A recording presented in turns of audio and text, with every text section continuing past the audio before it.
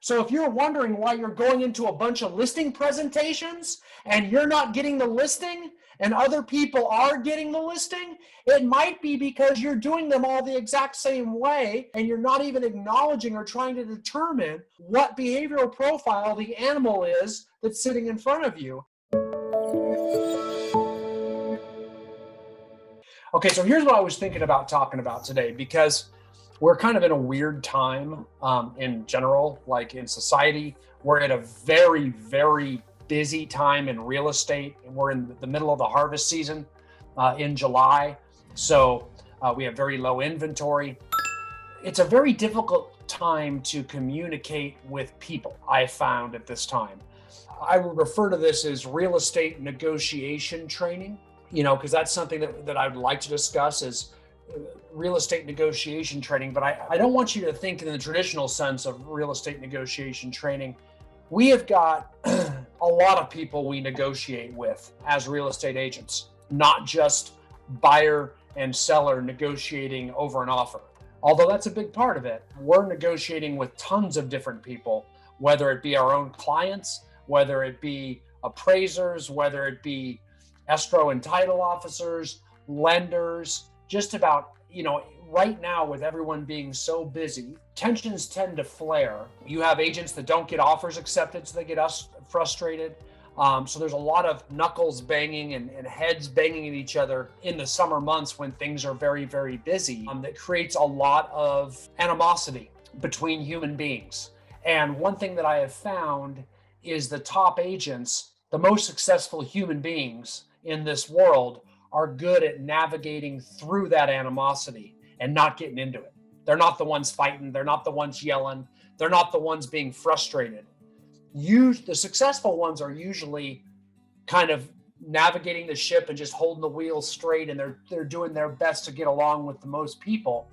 And that's the key to winning negotiations, is being able to communicate at a high level with lots of different people out there. So one of the quickest ways that we can start to categorize different people so that we're able to know how to deal with them differently and get what we want, whether that be the best service from a lender or the straight scoop from an escrow officer or a listing agent telling us how we need to write an offer to get it accepted, or getting an offer accepted, or winning the negotiation, the back and forth of the counter offers on the terms of getting accepted. So all of those different things, that ability to communicate with different types of people, becomes the underlying Jedi skill that makes certain people much better negotiators than others. And if you talk to people, you'll hear lots of people tell you how great of a negotiator they are. I've been through that my whole life, where you hear so many people think they're the best negotiator, that they can negotiate the best for lots of different reasons. And they all tend to think of negotiation. A good negotiator is the person that draws the line and drives a hard bargain. They're the person that says, nope, take it or leave it.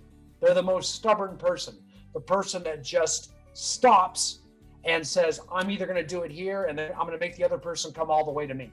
So they put up the biggest affront. And, sometimes with certain types of people, that method does work, but oftentimes that will not work. With the majority of people, in fact, that won't work. That does not make you a good negotiator. In fact, and most people that adopt that strategy with everyone never know that it's not working for them.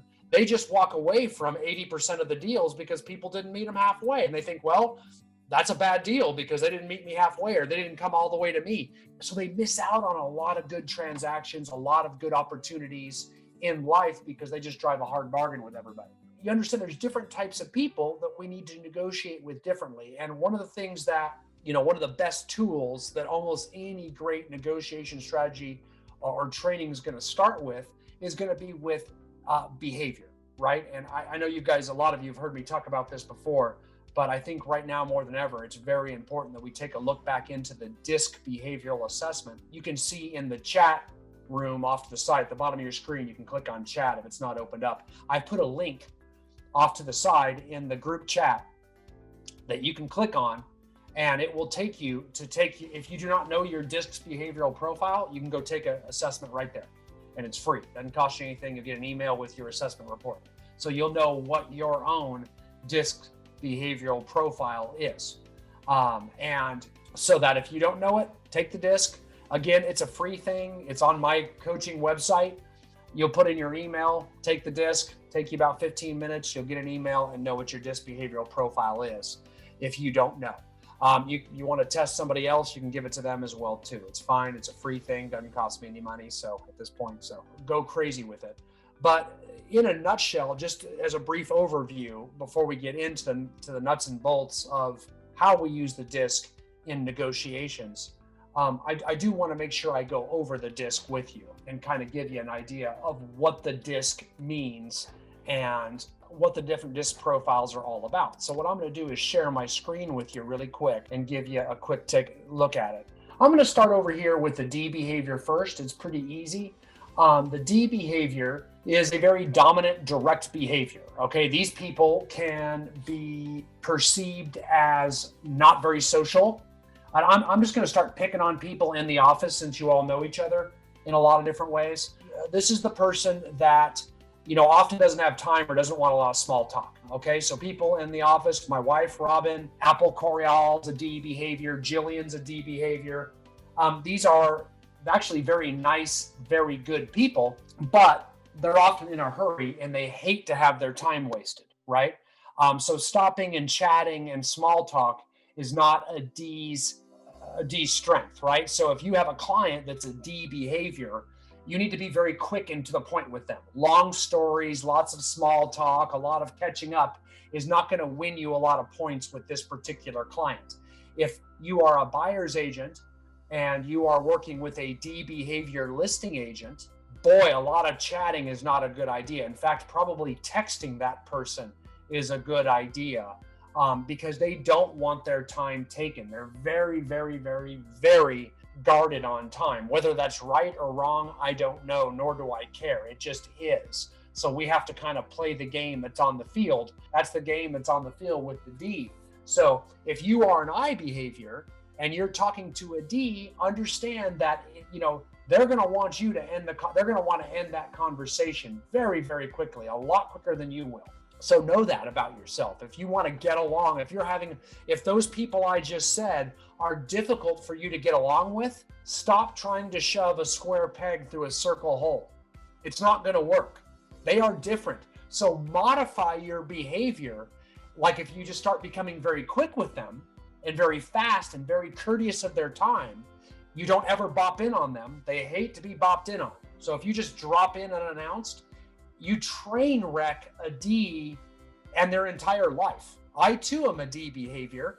And for those of you that have ever worked in an office with me before, you know what it's like if you just bop in on me and say, hey, you got a minute. It doesn't go well with me because I am really protecting my time because I'm a D. That's what we do. We don't stop and have a lot of small talk. We don't chat a lot. Our goal is to get all our work done as fast as we can and then get the heck out of the office and get home. Every person that gets in the way of that, even if they have good intentions, becomes an obstacle to a D behavior. Because what? Because you represent more time. So if you look at the D over here, you will see the D, they move at a very fast speed, but their biggest fear is having their time wasted. And when I say that's not an annoyance, it's not a frustration, it's a fear. They're afraid of it, like the boogeyman. So if you start wasting their time, it's horrifying to them, okay? Just like if we move over to the I behavior, they move fast too, but they're highly social, so they love people and they love small talk. Their biggest fear in the world is being rejected. So if an I behavior tries to warm up to a D behavior by just asking them a bunch of like bopping in, hey, it's me, how are you, oh my gosh, and you start caring and asking and trying to get to know them, the I is going to get rejected by the D. I can tell you right now, because we're not speaking the same language. And what's going to happen is now the I is going to get its biggest fear. The D gets their biggest fear. You have totally broken all rapport between two people because of communication and behavioral style. So that's why if we are working with a client or a listing agent or an escrow officer or a lender the first thing I want to know is what is their behavioral profile, because I'm going to treat them differently depending on that profile. And if you're just skipping that step and treating everyone the exact same way, that means you're just treating them the way you want to treat them. And that's not really taking into consideration the needs of your audience at all. Imagine if I got up in front of an audience of 100 people that only spoke Spanish and decided that I was going to speak German. That would not be very considerate of my Spanish-speaking audience. They wouldn't be able to understand anything I'm saying. So as a communicator, if I'm the one who's speaking, if I want to be well received by the person I'm speaking to, I need to speak their language, which means I need to modify my behavioral style to adapt to them so they listen and they understand and we connect. So if you're wondering why you're going into a bunch of listing presentations and you're not getting the listing and other people are getting the listing, it might be because you're doing them all the exact same way and you're not even acknowledging or trying to determine what behavioral profile the animal is that's sitting in front of you, and you're not catering. Like if you're going in and doing a 3-hour listing presentation with a D behavior, we got a problem. Because they're gonna never want to see you again. Last thing I want is for you to present offers to me. Oh goodness, that might take 20 hours. I don't want to work with this person. Make sense? So we have to know this stuff. It's so important. It's the underlying Jedi mind trick. I mean, so many of you will say, hey, I really want to know what your listing presentation is so I can get more listings. You know, that's just a script. This is the hard stuff. I really want to know what your recruiting script is so I can recruit more agents. I really don't want to know how you close people to sign a buyer agency agreement. Guys, those are all scripts, and they're like icing on the cake. This is the cake. You have to be able to connect with people, meet all of their needs. So you have to change your whole communication style if you want to, because most people want to go into business with people they like. So if you're negotiating with someone, you're negotiating to get into a contract. You're negotiating to get into a business relationship, whether it be with a lender, with your client on a listing agreement, or even between a buyer and a seller on going under contract and going pending and going to the title company. You're trying to get into business with people, and people want to get into business with people if they click with, if they connect with. And the way you connect with someone is you match their behavior and you mirror and match your communication style. And if you do that, you'll be on the same wavelength, understanding each other, connecting with each other. So important. If we move down, back over to my disc chart, if we look at our S behavior, these are very steady and stable, very calm, reserved people, right?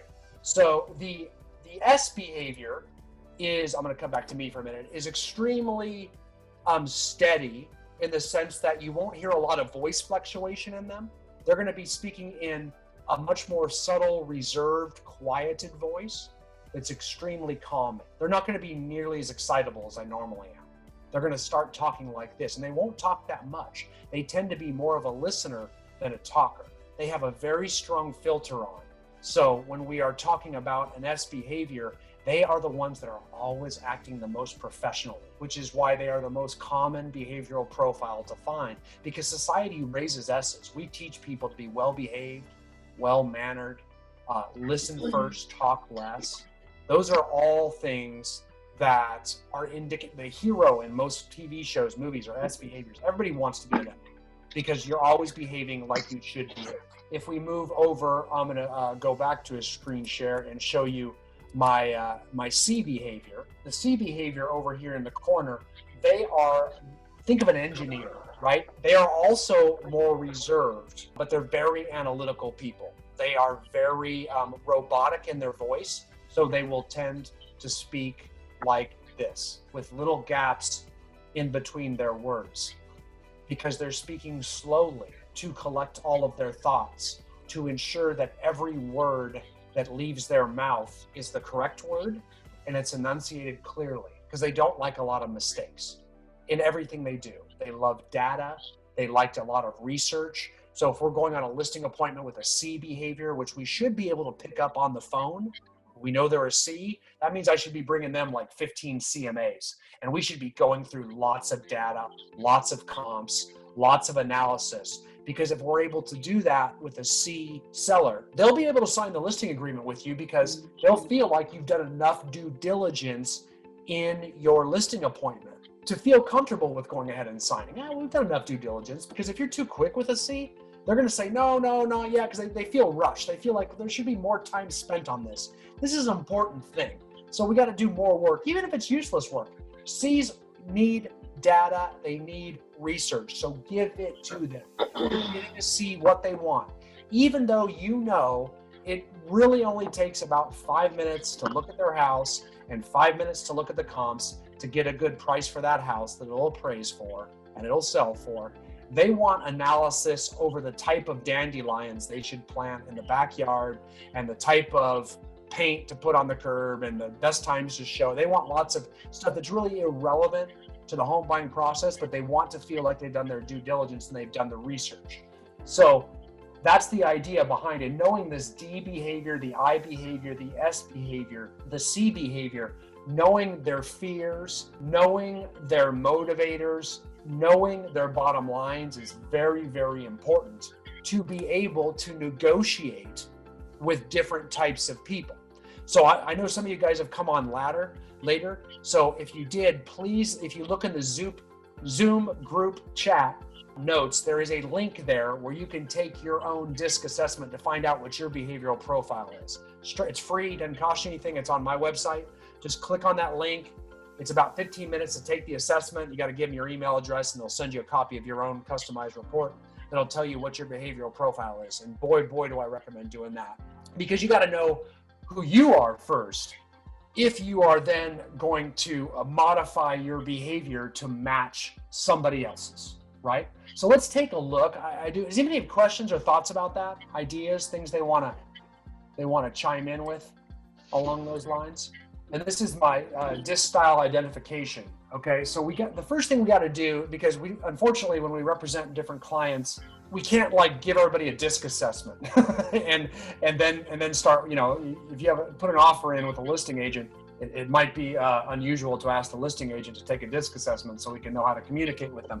So we've got to be able to kind of spot that behavior with our eyes, with our ears, with our mouth, and we've got to be able to kind of see who they are based on the way that they present to us, right? So one of the arts of the DISC, and one of the benefits of the DISC, is it's so widely used and it's very inexpensive. It's very important that we get good at spotting other profiles. When we are trying to spot profiles, that's very different than a lot of the behavioral assessments out there. Like, for example, there's an assessment called a Myers-Briggs test. And in the Myers-Briggs test, which is expensive and it's very thorough and it's very detailed and probably much more accurate than the DISC, problem is you got it, and it's usually designed for a job and I can't spot it, right? So if you're hiring, use the Myers-Briggs test. Or Keller Williams has their behavioral assessment that they use. That's great if you're hiring for a particular job. However, if we are not hiring for a particular job, we can't have someone always take that test. If we can't have someone take a test, how are we going to spot behavior and adapt? And that's why the DISC is really the best behavioral assessment to use for negotiation practice as opposed for just hiring. For hiring, some of these other assessments could be a little bit more superior. But for just spotting it and negotiating and working with different people where we can't have everyone take the test, the DISC is great. Okay, so with that being said, let's go back to the DISC style identification. Looks like we got everybody muted there that was coming through. You can see over on the D behavior, it tells you, do go ahead and give them immediate feedback. Do concentrate on the subject. Talk about the steak, not the potatoes. You know what I mean? Get right to it.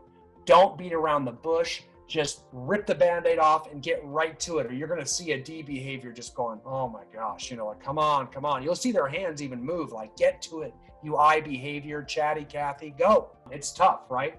They care about the results. They care about the score. They want to know the end all, right? Don't frustrate them. When they want to get into action, let them get into action, right? And do not spend a lot of time on the fluff like we talked about. The I's, let them talk. Right? They are very sociable. They are very talkable. They're going to take a lot of time. So if you're in a listing appointment with an I behavior, let them go. Smile, be happy. They want a lot of voice fluctuation. So get excited with them and get sad with them. Be up and be down, and understand it's going to take a little bit more time because they want to get to know you. They really want to know, and they also want to know people you know. They're name droppers, so that, you know, people we have in common makes them feel a lot more comfortable and makes you feel trusted to them if we know a lot of people in common too. So let them talk like crazy. Whatever you do, don't make fun of them. Don't point out their enthusiasm in any type of negative fashion. Stay positive with them. Don't be negative in any way, shape, or form with an eye, or you'll see it across their face. They do not like it, so stay positive. The S's, like I said, calm, reserved, laid back. So let them speak. Speak more slowly. Slow your voice down and leave a few gaps in there so they can be a part of the conversation with you. So you open up a relationship to them. Don't talk over them. Don't steamroll them, especially in listing presentations. Care about their needs. Ask them about them. Find out where they met, how they got married. Learn about their history. You're going to have to bring them into the relationship by asking them questions, right? But don't be pressuring them. Don't be restless. Don't be too quick, right? And whatever you do, don't fail to deliver on your promise. If you say you're going to do something, you want to do it with an S, so they're going to notice it. Unlike the D's and the I's that move very, very quickly and may not notice it, S's are unforgiving about that. So don't do that. Your C behavior, like we said earlier, I think I covered this one. Lots of detail, lots of data. Don't be too chatty. The one thing about the C's, these are your engineers, your architects. They also like a lot of control. Often a lot of doctors, they like a lot of control. So even though they don't really know what they're talking about when it comes to real estate, boy, they act like they know everything about it, and they're going to tell you the business. I'm sure a lot of you have experienced that one. So what we want to do with those folks is really slow down and try to determine what behavioral profile we're dealing with. And if we just meet someone for the first time on the phone, that's the first thing I want to know is what profile is this person, and how do I modify my communication to be a way that they want to receive it? Do I need to be quick and to the point and blunt like a D? Do I want to talk and be effervescent and have lots of voice fluctuation like an I and really get chummy with them? Or with an S, do I want to slow it down and be calm and reserved and kind of get to know them on a one-on-one basis slowly? Or is it a C behavior where it needs to be really less about people and more about data driven, like talking about, neighborhood comps and interest rates and things like that? So I need to know that because that's going to gear where my conversation goes. It's also going to gear how I talk to just about any other person that I'm negotiating with. And in real estate, as realtors, we negotiate with everybody. Almost everything is trying to explain to people why they need to take action in the way that we advise. For some reason, as realtors, we have to convince every client why our way is the correct way. Why they need to get pre-qualified first, why they need to come in for a buyer consultation, why they need, all of those different things. They tend to want to do it their way, and we need to explain it our way. So we're actually negotiating over just whether it could be defending our commission. We're really negotiating about everything with everyone. And if you want to be successful in that, we have to layer that underlining behavioral alignment, and we have to be able to click with each other at the very outset if we're going to start getting people to follow our instructions. Does that make sense? Has anybody encountered this lately where they adapted their behavior in a way to accommodate the behavioral profile of another person, whether it be a client or another agent or whoever it might be? And you found that you got a different response from them because you spoke their language. Anybody can give an example of that recently out there? Yeah, I had that happen recently, Brian. What happened? Let's hear it, Reese. A client of mine just absolutely didn't want to budge on price, didn't want to hear anything that, in his opinion, was not how it wanted to go. And I'm not a super aggressive person, and I didn't get overly aggressive with him, just laid it out to him the same way of like, okay, it's this, or this. If you don't like it that one of those ways, then there's nothing we can do. And just putting it to him like that just totally flipped his script. He immediately was like, okay, well, let's try this and this. And he kind of took the back seat to me kind of just getting more aggressive with him, just being the way with him that he was with me, of like, here's how I want it. It's this, or this. And I laid it down to him. Okay. Like, here's how it is. It's this, or this. That's great. That's mirror and matching right there. I'm taking it. This guy was probably a D behavior, maybe a C behavior, Reese. Oh, absolutely. Yeah. And so a lot of you, I think this is really important because I cannot tell you how many success stories like this I hear. It's usually communicated differently. Like someone will say, well, I really stood up to that guy. And because I stood up to that guy, and that's true. I guess that is what Reese is describing there. But what you're really doing is talking to a D behavior like a D talks to you. You're just matching his behavior back, right? Right. And so you cut to it. And you'll be surprised how often you get the respect of that D behavior because they stood up to you. So long as you do it quickly and you speak their language, like don't give them a 30-minute argument. Like what Reese did was perfect. He said, nope, here's my way, here's why, 1, 2, 3. Fast, quick, concise, to the point, and they'll respect that because now you're speaking their language. You're now explaining it to them in a way that they love, even though it disagrees with them, even though they don't agree with it or they want to go a different route. You stood up, you spoke their language, and you mirror and match back, speaking the exact same way, which is to the point. The one thing I will caution out there, especially with Ds, and I always have to say this disclaimer out there with D behaviors, because I don't want you to get steamrolled by agents, especially you're going to see a lot of top listing agents for whatever reason tend to be D behaviors. So they'll tend to steamroll you as the buyer's agent, like a second-class citizen, because, there's 15 buyer's agents trying to put an offer on their house. So who cares about any of you? I'm the listing agent, right? So they'll steamroll you. And they'll just say, hey, just give me the offer, or just shut up, or just do this, or just do that, or just do that. And they'll be kind of rude to you. I do want you to stand up to that, but I also don't want you to get them angry so that it hurts you or your client's best interest. So it's very important if someone comes at you with anger, I do want you to match with anger, but not anger back at them. Does that make sense? So like if someone's mad at you, like let's say your client's mad at you, like, man, I can't believe we missed out on that offer. Man, if you had told me to write a higher offer, I would have got it accepted. I'm all cash and they're not, blah, blah, blah, blah, blah. Man, do I need to get another agent that's more aggressive? At that point in time, I would not get angry at him back, but I would get angry, right? So then I might be, you know what, you're right. It is really frustrating. It does upset me because it's a very highly competitive market. And I don't think that listing agent gave you a fair shake or our offer a fair shake. And that gets me mad too.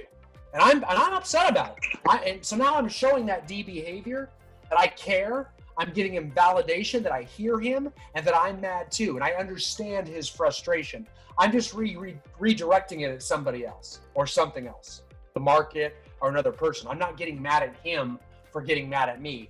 I'm getting mad to give him validation. So you've always heard about that, right? You hear about when you're connecting with someone, you need to give them validation that you hear them, right? This is like counseling 101. If someone's got a problem, you need to tell them that you hear them. So you validate back and repeat the question so they know that you heard them. Well, this is true too, but it's kind of like taking it to another level, because what I'm doing is not only telling them I hear them, I'm showing them through my emotion, through my eyes, through my hands, through everything I'm saying, through the tone of my voice, the speed of my voice. I'm proving to them that I understand how they feel because I'm getting upset too. Make sense? So that creates a much, much more sincere connection in the relationship. And master negotiators know how to create that connection, okay? Think about it. Think about how many darn movies you've watched where some guy's about to jump off a building and commit suicide, and they bring in a master negotiator from the FBI to talk that guy down off the ledge. What's the first thing that negotiator starts trying to do? Connect, create a bond. So that's what a good negotiation. This is why when I started this out, when I said we're going to talk about real estate negotiation training, and then I moved it to the disc, and I told you the guy that just bargains like he's at a Tijuana, Mexico flea market, that just keeps saying, hey, I want that Bart Simpson doll, $6, take it or leave it. nah, man, I'm out of here. It just drives a hard line in the negotiations. That's really rookie elementary school negotiation. There is a Jedi level of negotiation out there that involves behavior where you can spot this type of person based on how they talk, dress, speak, act. I mean, you guys should see, look at my hands. Have you noticed I've kept my hands moving in the picture the whole time? What behavioral profile does that? D. What's that? No, actually, you would think it's a D, but it's not. An I. It's an I. Right. I's talk with their hands a lot. I'm a DI behavior. A lot more D than I, but I'm going to be very expressive. So if someone's speaking to me, I'd probably be talking with my hands too. If I'm talking to an S, I'm going to sit on my hands. I'm not joking. I can't tell you how many times I've sat on my hands when I'm talking to an S or a C behavior because it's distracting to them. Make sense? So knowing those differences creates the connection, and that's important. Okay, one last thing. Okay, so I do like, so I want you to remember that in our negotiations, start practicing with every human, with your spouse, with your friends, with people at the grocery store, with whoever's checking you out at the checker. Start trying to say, what profile is that? Is that a D, an I, an S, or a C? Start practicing spotting it. And then start modifying how you communicate with them. And start practicing and watch how many more people you click with, okay? That will get you clients. That will convert clients.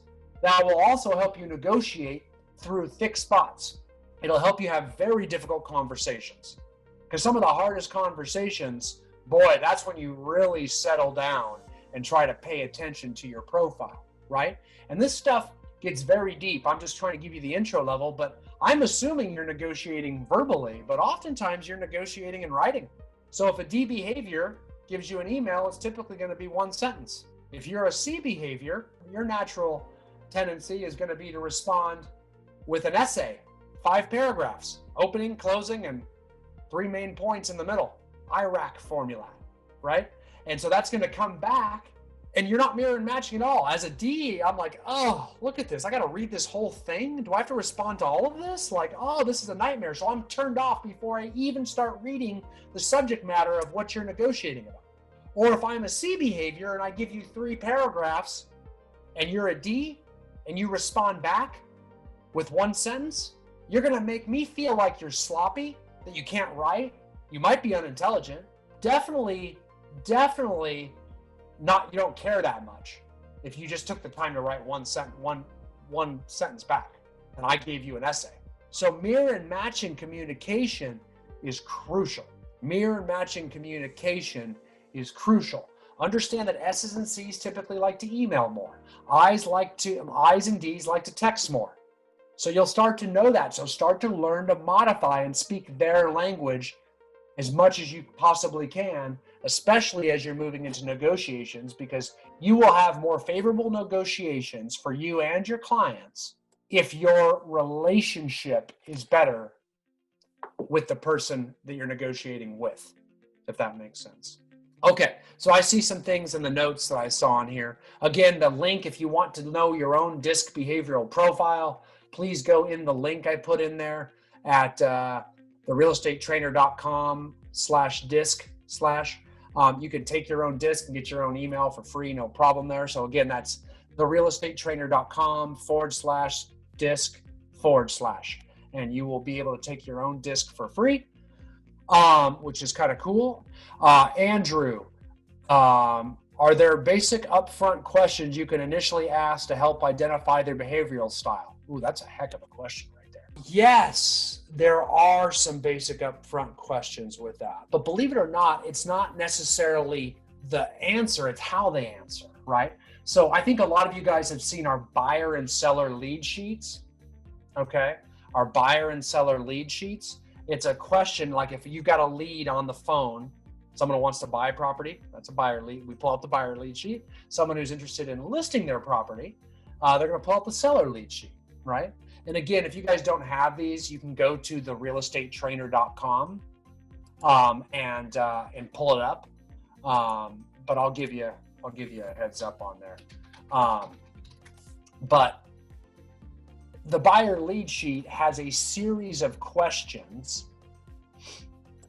that you can use to fill out. And what I'm going to do is I'm going to share that with everybody here, a link where you can download a free one of those as well. How's that? It's a fillable buyer lead sheet. Okay. And that's a list of questions. And believe it or not, I'm not asking them about their behavior, because that gets kind of weird, like, hey man, so do you like people or not? It starts to get kind of awkward. So what we're doing is asking them general questions about them and their situation to help them buy a house. And it's the way they answer that helps us spot, right? Like, for example, if they start speaking in more of a monotone voice that's slower in tempo, a slow tempo tells me they are definitely an S or C. So the first thing we listen for is rate of speech, how fast they talk. So if they talk slower, it's an S or a C behavior. But if they talk fast, like I tend to, we know that's a D or an I. Okay. So that's the easiest thing, is to kind of split people in half between D and I and S and C based on the rate of speech. Okay. So then if we go up to the D and the I, because they're a fast talker, do they shut up? If they shut up fast, D. If they keep talking a lot, I. Make sense? So the D will be real short. They'll talk, and they'll talk fast, but it'll be quick. They'll end each sentence. They'll be the one that ends each phone conversation. You'll find yourself trying to keep them on the phone because they're always wrapping up. A D behavior is trying to get out of every conversation the minute they get in it, okay? The I is trying to get to know. You're going to hear the I. Eyes will have big voice fluctuations because they get, like, their emotion comes through in their talk. So they'll be excitable. They'll be happy, they'll be sad. They're like, oh my gosh, that's so great. That is so cool. I absolutely love that. See how I use the word love? That's a feeling word. A D's not going to use that. That hurts my heart. I, not a D. You know what I'm saying? That makes me so happy. They say emotional words a lot. So that's the I. The D is going to sound a little bit more clinical. They're going to be fast talkers, but they're going to be short and to the point. The SC, now separating the SC is much harder. That's probably the hardest thing to spot, is the S, because the S's by nature are just so guarded because they're very professional. So they're behaving like they should be always, right? So they actually have a filter up and they're just behaving. I mean, everybody wants to be an S. Everybody wants their kids to be an S. So it's hard to tell, is that an S or is that just somebody behaving like they should be, because they're just being an S. So it's easier to say, are they a C or not? Because C's stand out. Okay. C's are definitely data driven.